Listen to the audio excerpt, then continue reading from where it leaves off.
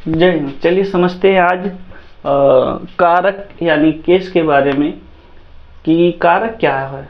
हमारे हिंदी पाठ्यक्रम में देखा जाए तो कारक से संबंधित क्या क्या देखने को मिलता है और कारक कैसे शुद्ध और अशुद्ध वर्णों का उच्चारण करने को सिखाता है, समझाता है। आइए चलते हैं, प्रयास करते हैं कारक सीखने का। कारक क्या है? कारक देखा जाए संज्ञा या सर्वनाम का वाक्यों के अन्य पदों विशेषतः क्रिया से जो संबंध होता है उसे कारक चिन्ह या उसे कारक कहते हैं। फिर से ध्यान से समझने का प्रयास करते हैं। संज्ञा या सर्वनाम का वाक्य के अन्य पदों विशेषतः क्रिया से जो संबंध होता है उसे कारक कहते हैं, उसे कारक कहते हैं। जैसे राम ने रावण को बाण से मारा, राम ने रावण को बाण से मारा। अगर देखा जाए तो इसमें सबसे पहले क्या है, इस वाक्य में राम क्रिया यानी मारने का कार्य कर रहा है, अर्थात यह क्या है, राम करता है। और कहा गया है कि रावण इस मारण क्रिया का कर्म है जो भुगतता है, अर्थात जो भुगतने का तात्पर्य लेता है वह क्रिया का कर्म होता है। बाण से वह क्रिया संपन्न की गई है, अतः बाण क्रिया का साधन होने से करण है। क्या है? करण है, अर्थात कहने का मतलब बाण क्रिया का साधन होने से यह करण है। हिंदी में अगर देखा जाए, बात किया जाए कारकों की दृष्टि से अगर बात किया जाए तो हिंदी में मुख्यतः 8 कारक पाए जाते हैं। मुख्यतः कितने कारक हैं? 8 कारक हैं। जैसा कि हम लोग जानते हैं, अगर मैं बात करूं कि इनके चिन्हों की, इनको कैसे पहचानते हैं, पहचानने का कार्य या कारक के नाम आदि को आज जानने का कार्य करते हैं और देखते हैं कि यह कहां तक सीमित परिभाषा में लेके जाता है। चलिए देखते हैं। पहला है, अगर मैं कारक एवं कारक चिन्हों की बात करूं तो सबसे पहला कारक है कर्ता कारक। कर्ता कारक सबसे पहला कारक होता है। इसका चिन्ह अगर देखा जाए तो इससे ने से इसका चिन्ह ने होता है। कर्ता कारक का चिन्ह ने होता है। वहीं पे अगर मैं बात करूं कर्म कारक की, कर्म कारक का चिन्ह अगर मैं देखूं तो कर्म कारक का चिन्ह होता है को ए ऐ।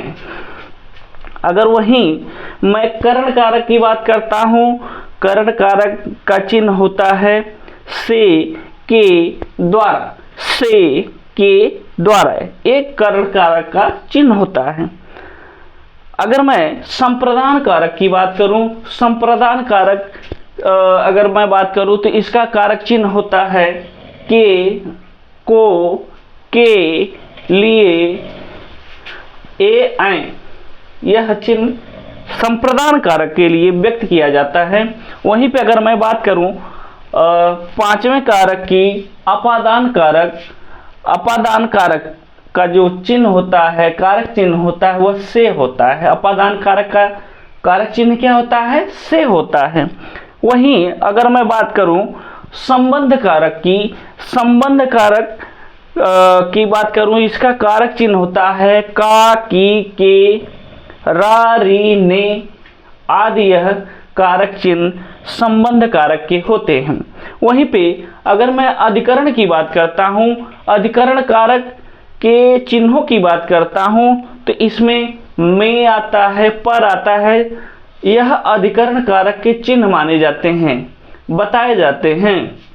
वहीं पे अगर मैं संबंध कारक की बात करता हूं तो संबंध कारक का चिन्ह ए, हे, अरे, ओह आदि चिन्हों से संबंध बोधक कारक का चिन्ह होता है। वहीं पे अगर इन कारक चिन्हों की मैं बात करने के कारण इनमें अगर जो शब्दों के माध्यम से जो उच्चारित ध्वनियों के माध्यम से इसका कैसे मेल होता है, कैसे आप यह पता लगा सकते हैं कि इसमें कौन सा कारक है। अगर कारकों की दृष्टि से देखा जाए तो कारक मुख्यतः 8 कारक होते हैं, जैसा कि आपने अभी देखा। कर्ता कारक, कर्म कारक, करण कारक, संप्रदान कारक, अपादान कारक, संबंध कारक, अधिकरण कारक और संबोधन कारक।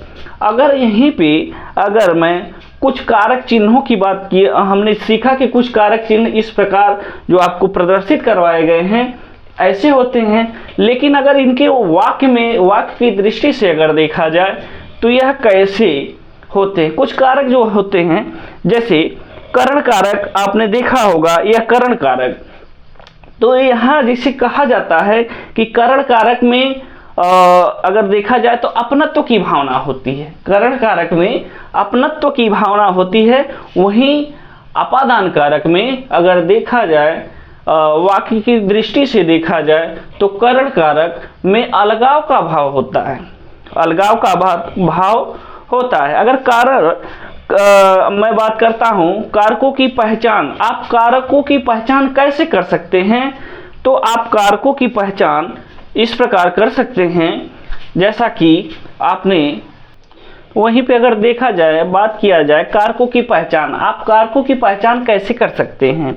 कारकों की पहचान करने के लिए आसान सा एक कॉन्सेप्ट दिया जाता है, जैसा कि अगर मैं बात करूं, एक कर्ता कारक जो आपने अभी देखा, कर्ता कारक के चिन्ह आपने देखा, तो कर्ता कारक क्या है। कर्ता कारक अगर मैं बात करूं, क्रिया को संपन्न करने वाला ही कर्ता कारक होता है, क्रिया को संपन्न करने वाला ही कर्ता कारक होता है। वहीं अगर मैं कर्म की बात करता हूं, दूसरे नंबर के पे जो कारक होते हैं मैं उनकी बात करता हूं, क्रिया से प्रभावित होने वाले, क्रिया से प्रभावित होने वाले को कर्म कारक कहते हैं, क्रिया से प्रभावित होने वाले को कर्म कारक कहते हैं। वहीं करण कारक की मैं बात करूं, करण कारक क्रिया का साधन या माध्यम कहलाता है। करण कारक क्रिया का साधन या माध्यम कहलाता है या उपकरण कहलाता है।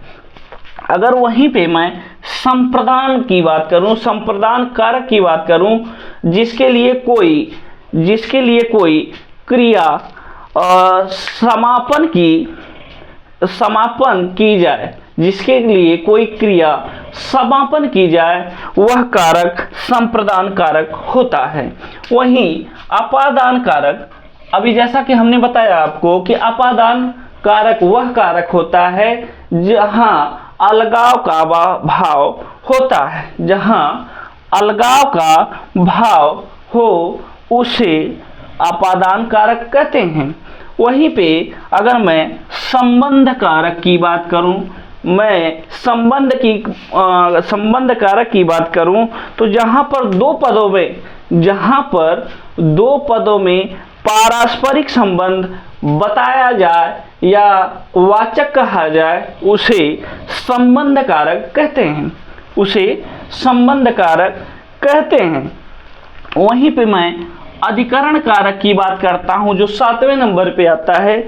अधिकरण कारक जो क्रिया के आधार स्थान समय का बोध कराए, स्थान समय का बोध कराए, वह कारक कैसा होता है, अधिकरण कारक होता है। और अधिकरण कारक का पहचान हम लोग जानते हैं में और पर होता है। अधिकरण कारक का कारक चिन्हों की बात किया जाए तो उसमें में और पर होता है अधिकरण में। अगर मैं 8वें की बात करूं, संबोधन की बात करूं, तो संबोधन कारक क्या है। संबोधन कारक किसी को पुरस्कार से संबोधित, किसी को पुरस्कार से संबोधित किया जाए या किसी के द्वारा पुरस्कृत किया जाए, वह संबंध कारक होता है। वहां पर इनके कारक चिन्हों की मैं बात करूं तो ए, हे, अरे, ओ आदि चिन्ह आते हैं। चलिए इसके आई होप कि आपको बढ़िया लगा होगा।